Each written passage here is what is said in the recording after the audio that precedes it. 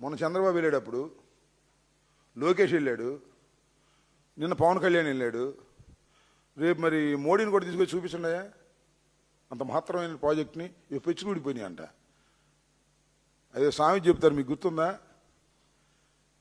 మోటోడికి మొగిలి పువ్వు ఇస్తే మోటోడికి మొగిలి పువ్వు ఇస్తే మడి సంకలో పెట్టుకున్నా అంట.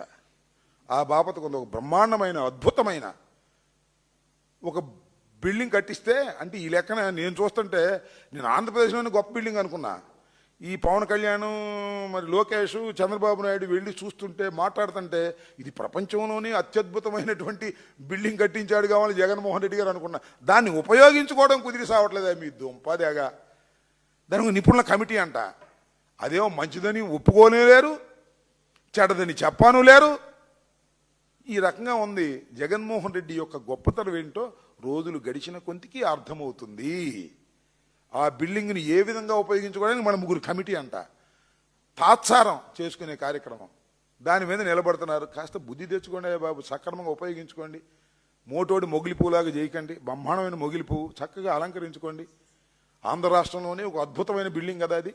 ఈ లెక్క మీరు చెప్పింది నేను చెప్పింది కాదు. ఏదో పెచ్చులుడిపోయినాయి అంటే లాగేశారు, మరి పీకేశారు.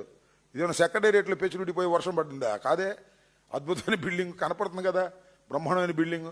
అలాంటి బిల్డింగ్ కడితే మీ కడుపు అంటే ఏంటి? ప్రభుత్వానికి ఉపయోగించుకోలేక. ఆయన చంద్రబాబుకి ఏం తెలిసింది ఆ బిల్డింగ్ గొప్పతనం.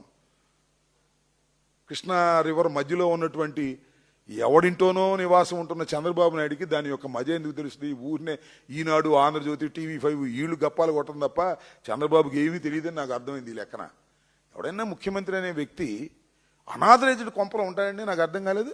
అనాథరైజ్డ్ కొంపలో, కృష్ణానది గర్భంలో, వరదొస్తే మునిగిపోయే ప్రాంతంలో ఉంటున్నాడు. అదేంటంటే నేను అట్టాగే ఉంటాను, జగన్ వద్దంటున్నాడు కాబట్టి నేను మాన్న ఇక్కడే ఉంటాను అంటున్నాడు. ఇది పరిస్థితి. అలాంటి పరిస్థితి. ఇల్లు ఇవాళ కట్టుకుంటున్నాడు 5 ఎకరాలతో ఇల్లు. కుప్పంలో కూడా మొన్న వేసాడు, పూర్తయిందో లేదో. నీళ్లు సంగతి దేవుడు ఇల్లే లేదు.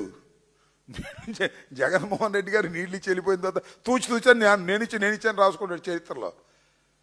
ఇల్లే ఉని లెక్కలేసుకుని ఏ గాడికి జగన్మోహన్ రెడ్డి గారి మీద బుర్ర జల్దామని తప్ప అద్భుతమైన బిల్డింగ్ కట్టాను రోజు వెళ్ళి చూసి వస్తున్నారు.